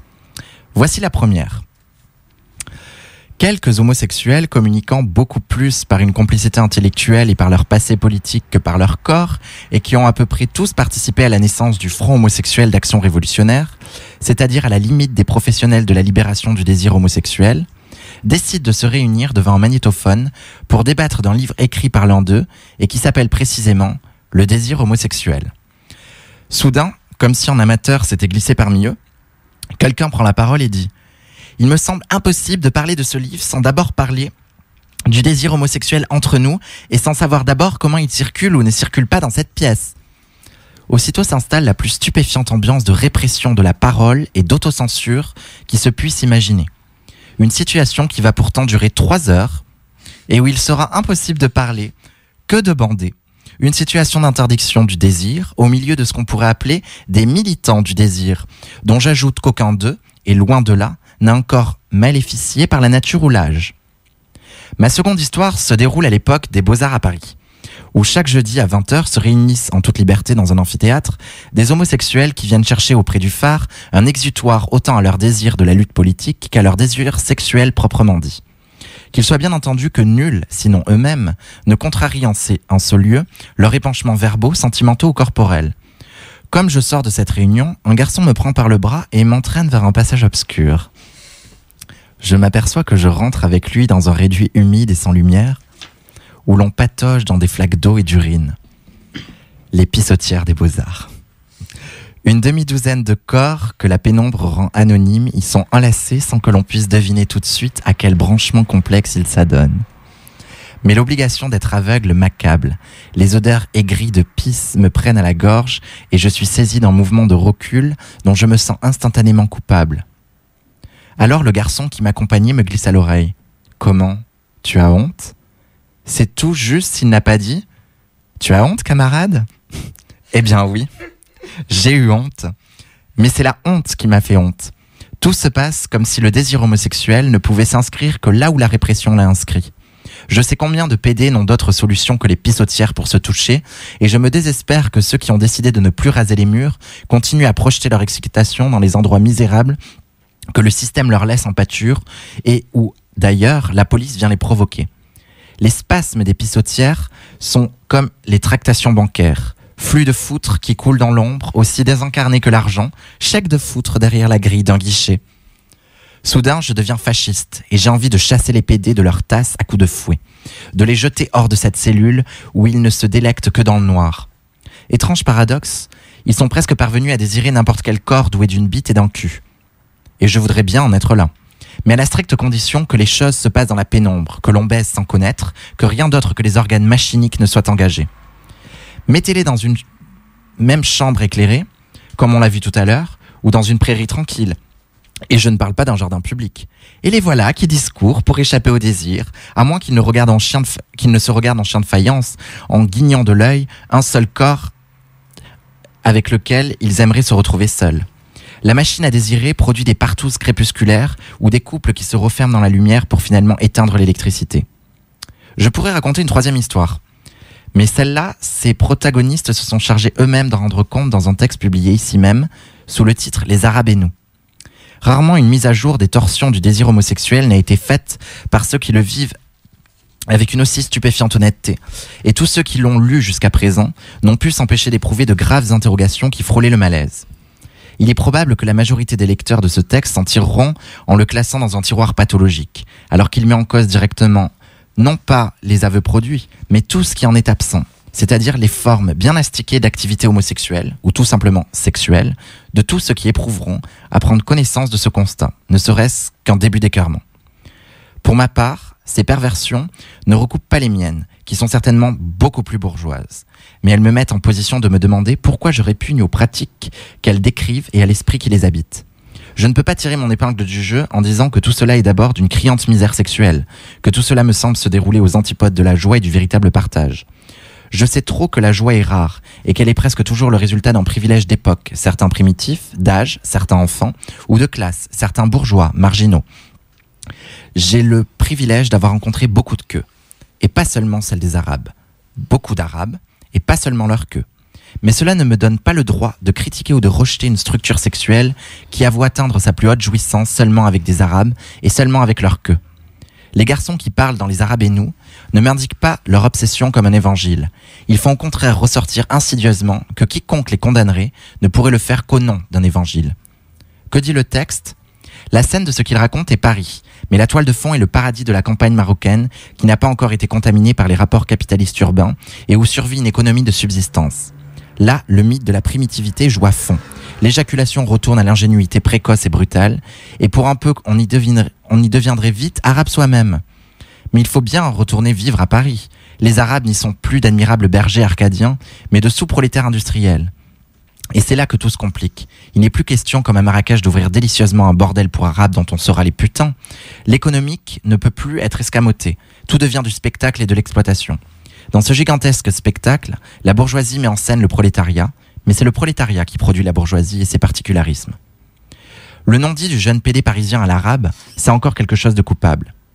La bourgeoisie t'exploite, mon père t'exploite, alors baise-moi. Et il pourrait ajouter, quand on fait ça dans mon pays, sous le pont de Clichy, c'est peut-être sordide, mais quand on fait ça chez toi, dans les taillis d'Essaouira, c'est merveilleux. Lutte des classes, masochisme de classe, qu'est-ce qui se cache là-dessous, dans cette artificielle récupération du primitif ? Dans Les Arabes et nous, des garçons homosexuels nous expliquent que leur désir cherche un primitif et un opprimé. Ce qu'ils cherchent plutôt, c'est l'être le moins capable d'exercer un pouvoir sur eux. Mais il n'y a pas plus chauvin mâle que cette victime sociale. On pourrait presque dire que des corps qui ont un phallus sans pénis vont à des corps qui ont un pénis sans phallus. Extraordinaire désir qui, non content de se satisfaire, trouve à commettre un acte politique qui lui sert d'alibi. Je me fais baiser dans mon cul parce que mon père et mon grand-père ont baisé dans les guerres coloniales avant d'en venir à le faire dans leur usine. Mais rien de plus faux que cette équilibration qui n'est qu'en prêter pour un rendu. Je prête un quart d'heure mon cul à quelqu'un que la bourgeoisie encule mythiquement tout le long de sa vie, au point d'avoir perfectionné en lui la fierté du mal déjà déposée par l'islam. Il n'y aurait dans cette démarche une chance de mettre un grain de sable dans l'appareillage des rôles que si à l'extrême limite, l'Européen criait à l'arabe « Ta virilité est insolente, je l'adore » et que l'arabe lui réponde « Ah, tu reconnais que je suis un beau mâle, alors tu peux m'enculer ». L'arabe en question échapperait alors à la catégorie sociosexuelle archétypique. Mais s'il est déjà rare de rencontrer un arabe qui accepte de jouer d'abord à l'enculé à la condition expresse qu'il puisse être un enculeur à la fin du compte, ce qui n'existe pas dans Les Arabes et nous, c'est l'arabe qui veut bien jouer à l'enculeur pourvu qu'il soit enculé ensuite. Et pour cause, celui-là serait donc occidentalisé. Il produirait du sens au lieu de produire une animalité codée par Mahomet et Coca-Cola. Et du coup, il n'intéresserait plus du tout les pédés coureurs d'arabes qui n'ont pas manqué dans leur confession de nous le dire. Si on lit et qu'on relit attentivement cette confession sans a priori hostile, on y découvre un certain nombre de postulats. D'abord, on vient de le voir, le désir est coupé de tout projet révolutionnaire. Qu'un arabe ait commencé sa révolution sexuelle et le voilà exclu de toute coucherie. Les rôles ne sont pas brisés, mais exaucés. Et l'on ajoute, pour qu'il n'y ait aucun doute de notre part, que le racisme doit être vécu sexuellement. Les pédés qui nous parlent dans ce texte vivent une sexualité qui exige le racisme comme forme particulière d'exogamie, sans qu'on puisse imaginer comment, dans cette forme, le racisme pourrait finir par se consumer.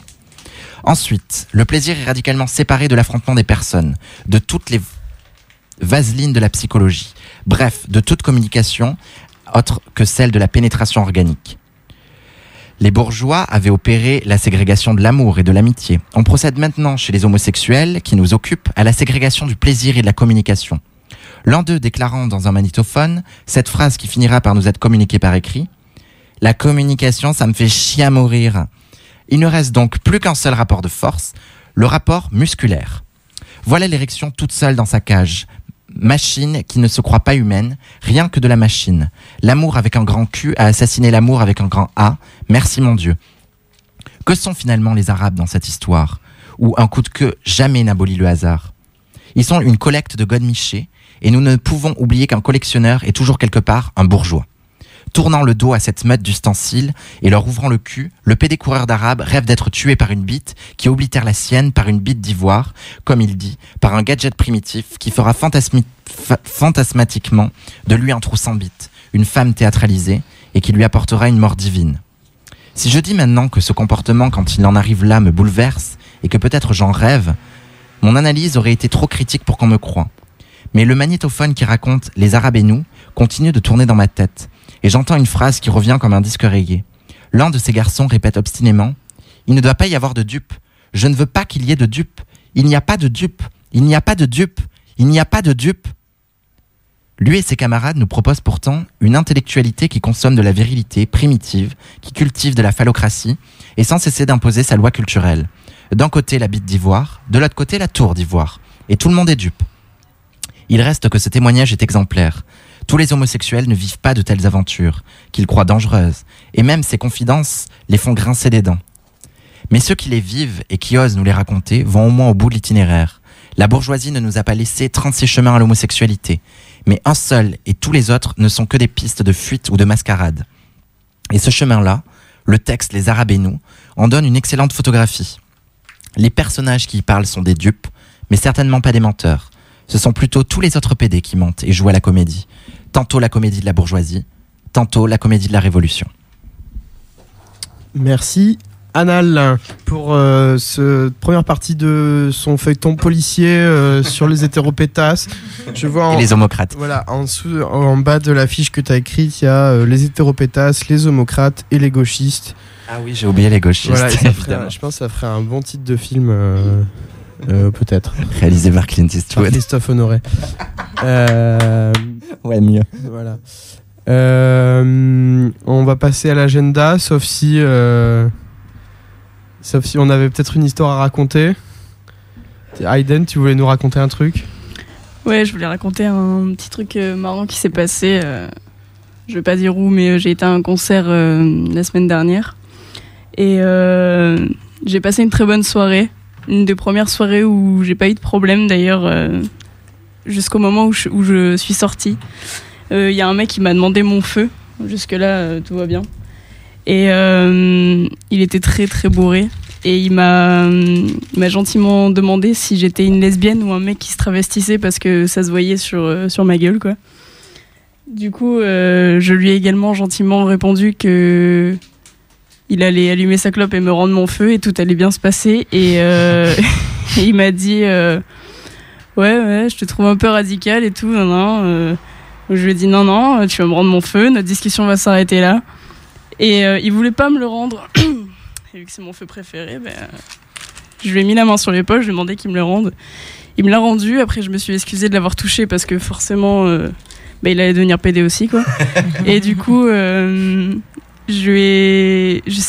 m'a dit ouais, je te trouve un peu radical, moi je suis ouvert à la discussion, j'aimerais bien qu'on discute tous les deux et tout. Je fais discuter de quoi, y a quoi à discuter, tu viens de me dire que ça se voyait sur ma gueule, blabla. Il m'a dit ouais non mais moi je suis pas homophobe, non, c'est juste que ma copine en fait elle allait dans des soirées avec des lesbiennes et puis tout se passait bien, et puis un jour moi je me suis ramenée, il y avait que des gays, ils m'ont tous tripoté. Du coup je dis bah oui, tu sais, c'est des choses qui arrivent de se faire tripoter par des hommes, hein, bienvenue au club et tout. Et du coup il a pas allumé sa clope avec mon feu, il a pas réussi parce qu'il était trop bourré. Et il continuait, il a commencé à m'attraper tout machin. Bon, là par contre ça me faisait un petit peu moins rire. Et du coup il a été blessé dans son ego de mâle en fait en se faisant toucher par des hommes dans une soirée gay. Et donc depuis en fait il a dit qu'il défonçait toutes les tapettes, et c'est à ce moment-là où il a dit qu'il défonçait toutes les tapettes que il s'est peut-être accessoirement pris une droite. Accessoirement, mais et la soirée s'est très bien terminée, voilà, pas besoin de la sécurité. Ouais, mais il a peut-être pas besoin de croiser les membres de population à risque, je crois. Et nous rappelons que nous donnons des cours de Krav Maga tous les jeudis sur le Quai des Sports. Merci. Mais bien, bravo d'avoir réussi à réagir. C'est surtout que je comprends pas trop ce qu'il faisait dans ce concert-là. soit, parce que Ah bah, Il bon, cherchait c'était pas. des hommes. Oui, c'était un concert d'hétéropétasse. Ouais, c'est ça. Un jour, on va Ouais, faire une spéciale hétéropétasse pour expliquer ce que Ah c'est. oui, non, mais bien sûr, c'est Ouais. forcé. Puis moi, ça me faisait penser à ce qu'avait dit Delphine Seyrig quand on lui demandait, on lui disait qu'elle était très agressive et que les féministes étaient très agressives. Et elle a dit, moi, je préfère l'agressivité des femmes au calme apparent des hommes. Et voilà. Cœur sur Delphine. Cœur sur Delphine, voilà. On t'aime. Et du coup, voilà, hop. Jusqu'au bout. Des réjouissances.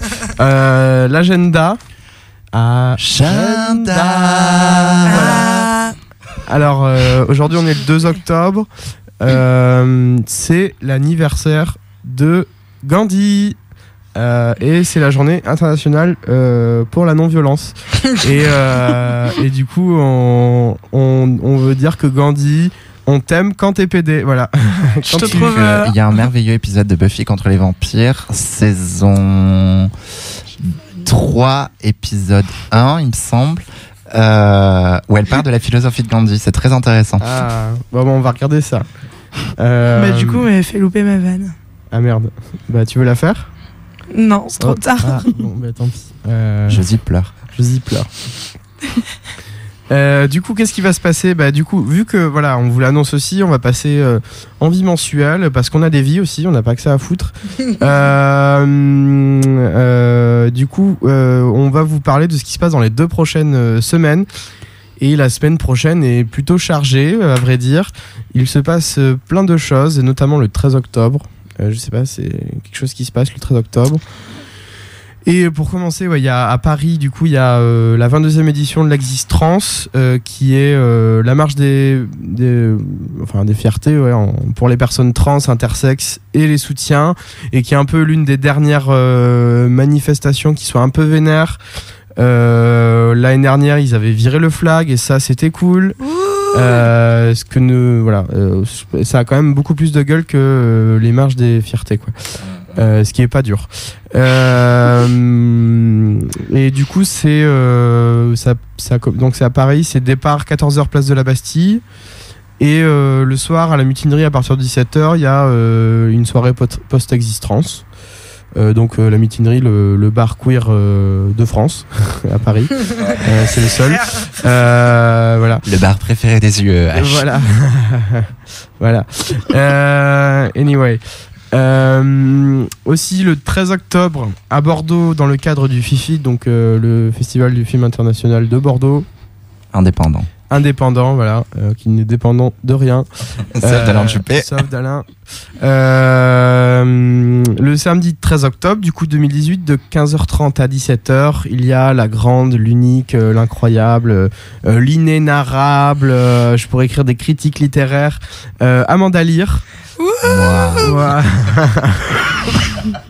Vous me faites tousser.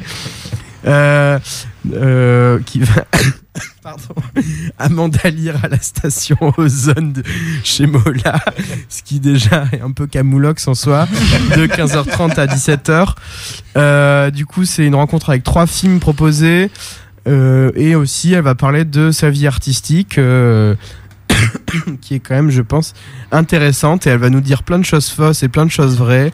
On sait pas. Sa date de naissance. Sa date de naissance, qui est célèbre sur Wikipédia parce que il y en a, je crois qu'il y en a 5 ou 6 différentes. Personne ne sait quand elle est née, d'où elle vient, ce qu'elle a fait, et on l'aime pour ça. Et le mieux, c'est quand elle parle de Dali, on rigole bien. Ou de ses amants. Ses jeunes amants. Et donc du coup, à Rennes, oh bah décidément, ça me fait tousser l'actualité. Du 9 au 13 octobre, la maison... Il y a un excès de gorge profonde chez le Loulou-Pen. Je suis désolé. Décale du micro. Vas-y, Josie. Meurs, mais plus bas. Du coup, pour terminer l'agenda, eh bien, du 9 au 13 octobre, à Rennes, se passe un mini-festival qui s'appelle Semaine Déviance, Genre, Désir et Révolution. Donc en fait à partir du 9, tous les soirs il y aura à 18h des choses que je vais vous énoncer en fait. Donc ils seront pour le mardi 9, soirée vidéo Carole Rossopoulos et lecture retraçant les différents moments politiques de l'homosexualité, texte de Massimo Prearo et Alain Naz. Le 10 octobre, nous aurons la présentation de Mario Mieli de ses éléments de critique homosexuelle et du mouvement autonome italien Fori. Présentation de Rasdeb de Guillaume Kemgem, réédité par les éditions La Tempête le jeudi 11 octobre. Petite dédicace.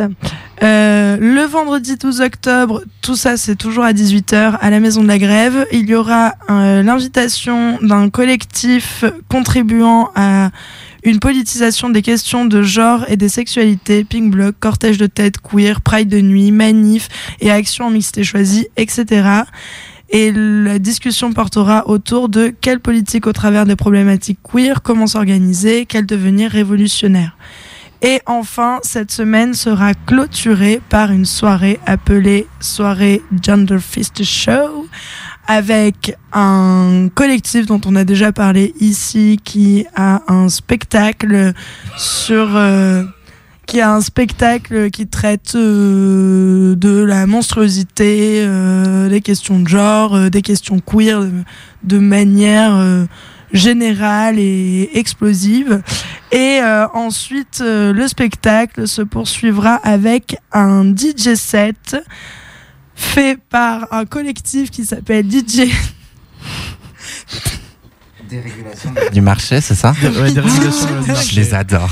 Voilà. Je les adore. Et du coup, ce nouveau collectif qui vient de Berlin. Alors, je vous dis quand même la ligne un peu de ce collectif qui est quand même assez génial. C'est DJ Dérégulation des lois des marchés, est un collectif désindividualisé et anonyme de musiciens basé à Berlin. Voilà, je pense que c'est le mieux pour les résumer.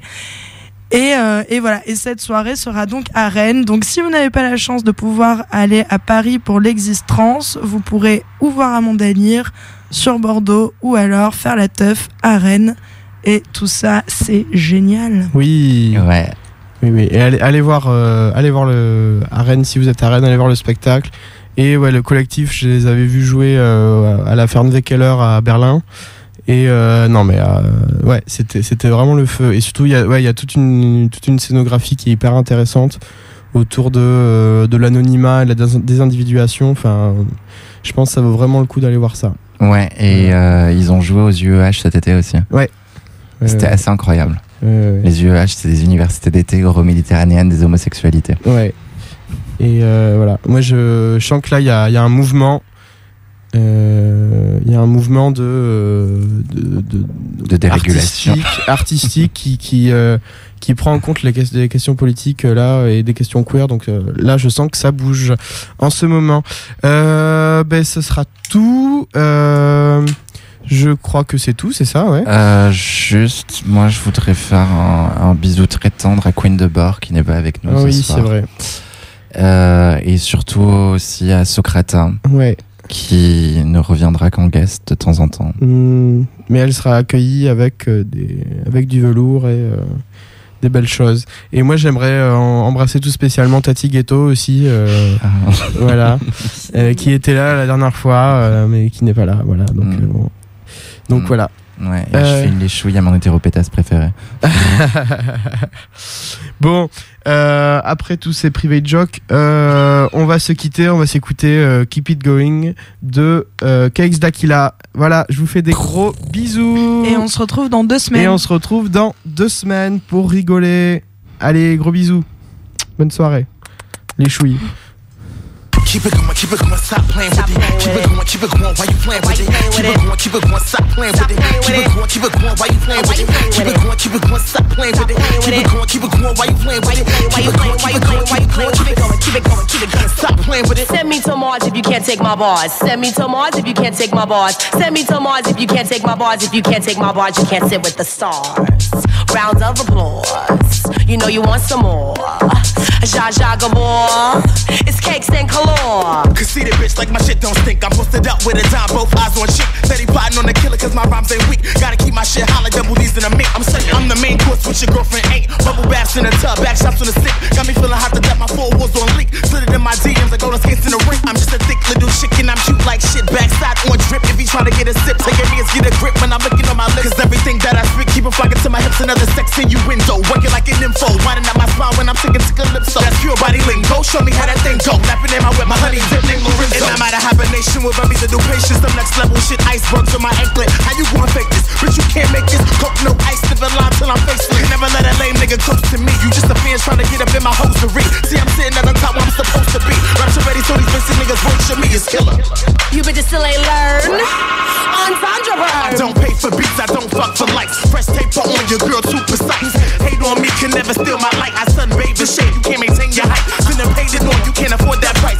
Tongue this down, I guess that's box too tight. Keep it mixed cut, I'm only fucking with dice. Cause that rock is mean and that pussy nice. So catch me overseas, vacating stress free. To know a couple faggots still eager to test me. I bet your baby father still feeling to sex me. I'm just a thick bad bitch, skin tone like Pepsi. I serve it up, we'll travel in a sex seat. We gon' fly, must make it hard to press me. Cause till you throw a shots can never address me. I'm making moves when I cruise to the gram to check. I'm screaming truth, tell her, no liar. Run up in your spot like more fire. Bad bitches, foreign attire. You ain't never going pop till he's so retire. Yo, keep it going, stop playing with it. Keep it going while you playing with it. Keep it going, stop playing with it. Keep it going, stop playing with it. Slow seduction, fuck the introduction. I'm here to bust it open for you, no interruption. A couple tongue flicks was a sexual eruption. And I make you hot on the spot like it's nothing. Yo, slow seduction, fuck the introduction. I'm here to bust it open for you, no interruption. A couple tongue flicks was a sexual eruption. And I make you hot on the spot like it's nothing. Keep it going, stop playing with it. Keep it going while you playing with it. Keep it going, stop playing with it. Keep it going while you playing with it. Keep it going, stop playing with it. Keep it going while you playing with it. Keep it going like. Oh shit, truth teller, no liar. Run up in your spot like more fire. Bad bitches, foreign attire. You ain't never going pop till these hoes retire. Yeah, keep it going, stop playing with it. Keep it going while you playing with it. Keep it going, stop playing with it. Keep it going, stop playing with it. Slow seduction, fuck the introductions. I'm here to bust it up for you, no interruption. Couple tongue flick was a sexual eruption. And I make it hot on the spot like it's nothing. Slow seduction, fuck the introduction. Here to bust it up for you, no interruption. Couple tongue flick was a sexual eruption. And I make it hot on the spot like it's nothing. One more time, that was it.